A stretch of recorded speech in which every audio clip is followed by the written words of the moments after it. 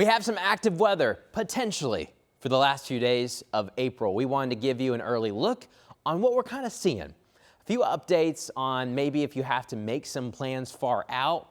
What are we even thinking when it comes to Tuesday? That would be April 29th. I'm 13 News meteorologist Matt Standards. It's the weekend, but Tuesday is going to be here before we know it. And we're starting to get some better data, not perfect data yet, but better data, because the storm system has finally made landfall. And as storm systems make landfall, we can diagnose them just a little bit better. We've got more observations. We can kind of take a look and dissect it just a little bit better. When it's over the oceans, we've got satellite data, but we don't know all the different parts. So right now, the storm system coming in for Tuesday is sitting over the west. We've got lots of cities and airports and observation sites out towards the west that can help us take a better look. And we've got some new details coming in.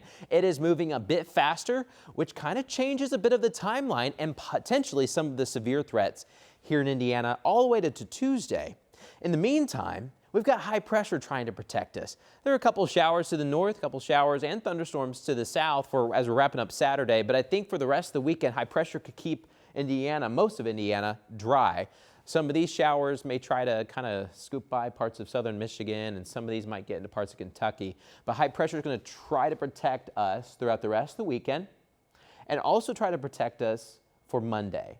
Then it's Tuesday when we start getting the severe chances out of this system. So this is just stuff that's going to pass by. We're already looking towards your Tuesday storm. So let's take a look at a few things. First off, one of the big updates is that it moves in quickly, but the high pressure that's over us, it'll kind of scoot away to allow the system to come in, but it may not scoot far enough to let the whole system just come in and come out. It might come in and then get stuck due to the high pressure that is actually influencing our weather throughout the weekend. So this is what changes our forecast just a little bit. Tuesday, we're still expecting scattered showers and thunderstorms, some severe, some of them not. Not everyone's going to get severe weather, and I'll show you the zones in a moment. But we think the front kind of gets stuck. Now, we don't know if it gets stuck right over central Indiana or southern Indiana or even northern Indiana, and that'll play a difference in who gets the strongest thunderstorms. But overall, we do think it gets stuck, and because of that, there's an elevated rain chance throughout the rest of the week. Doesn't mean you're going to get rain constantly for the rest of the week, but there will be chances. You know, sometimes we get a storm system to pass on through, and then we're dry for a few days. It might get chilly for a second, and then you've got several days of sun. That won't be the case on this system. We think things kind of get clogged up a little bit, and we'll have to deal with some rain chances as we wrap up April. So Wednesday will be the last day of April, and then Thursday is the first day of May. So starting May and headed in maybe just before the mini marathon there Saturday morning. Hopefully rain chances are before then. But I think we'll have a couple days or a few days of some extra rain chances. It's Tuesday, though, that's the one that looks to be the most severe, at least right now. I think the best chance for some storms will be in the afternoon and evening. And that's a thing that's kind of changed throughout the course. When we thought the storm system had kind of a certain speed, we were thinking storms would be more Tuesday night. Because it's moving in faster, it's already into California and Nevada just a little bit faster too. Everyone's getting a little bit faster. We moved up our timeline into the generally afternoon and evening. As we get closer, we'll kind of actually have, timestamps on there. What is it, 2 to 8? I don't know. We'll have to see as we get a little bit closer, and we'll have those details for you. But right now, generally afternoon and evening. And the key thing that I want you to know is that we think the impacts will be scattered. Not everyone's going to get severe storms. Yeah, we have this weather impact alert because there could be a few storms that get particularly nasty, but it doesn't mean everyone gets one. And we don't think it's a one massive line just sweeping across the whole state and everyone gets hammered. I don't think that's the case. I think we'll have more kind of clusters. And then some of us who are just lucky, you get around the clusters and you don't really get much. So I think there could be some dry areas too. But you just need to make sure that you got your radar ready to go. You're watching. I think the 13 News app has one of the best interactive radars on there. And I'm not just saying that because I work here, but you can look at the app and you can see those storms as they're kind of popping up. And you can even kind of go into futurecast mode and see, okay, how could it possibly evolve over the next few hours? But just be ready to go indoors throughout the day on Tuesday, because I think we'll have a mix of sun and clouds throughout the day. Some of us a little bit cloudier, some of us a little bit sunnier, but overall we'll have 80s. You don't have to stay inside all day, get outside. But there could be a few times where you have to go inside with some of these storms. So that's kind of the overall gist. Now let's go through the zones and some of these maps. As the system gets going, it gets out of the Rockies, it kind of redevelops, there's actually a possible tornado outbreak in parts of the upper Midwest. We've got Iowa, you got Wisconsin, you got Minnesota, where we're in that level 4 also known as a moderate. If you see moderate, that's level 4 out of 5. So you're just there close to the top of the scale. And we're still a few days out. This could be even upgraded even more. It could be shifted just a little bit. Notice how parts of northwest Indiana are in that level 1.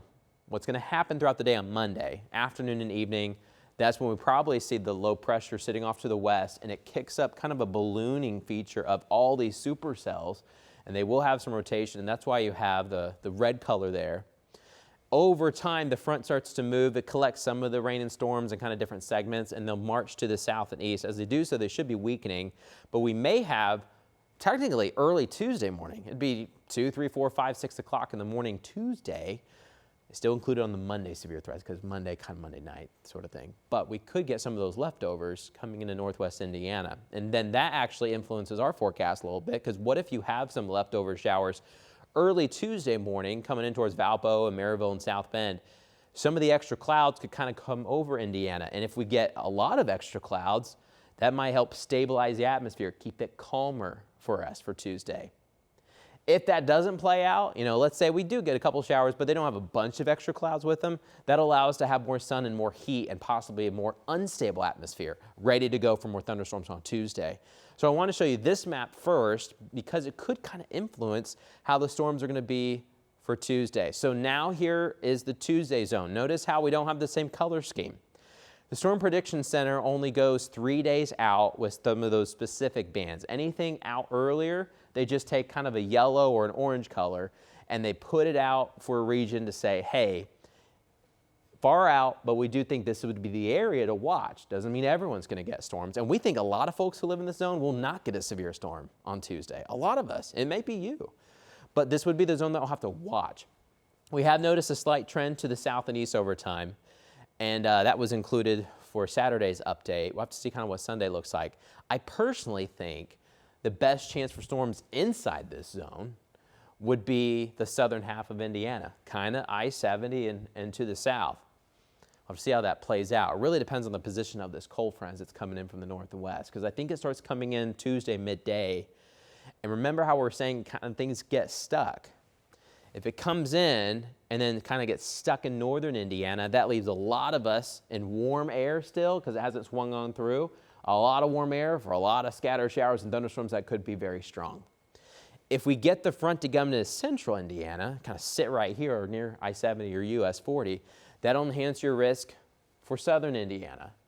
If the front goes just a little bit farther, that'll really reduce central Indiana's chances and keep most of the severe storms to the south close to the Ohio River. So in kind of all those scenarios, we do think the Ohio River is probably a better chance for storms in kind of all the situations that we just played out. But there is still a chance for central Indiana, and that's why we have that weather impact alert. To give you an update here coming up Tuesday, will it be the strongest storm system we've had for this spring? I don't think so. We've had doozies. We're at 45 tornadoes for Indiana for the year so far. We should only be about 25 or so. So we're way above the average, almost double.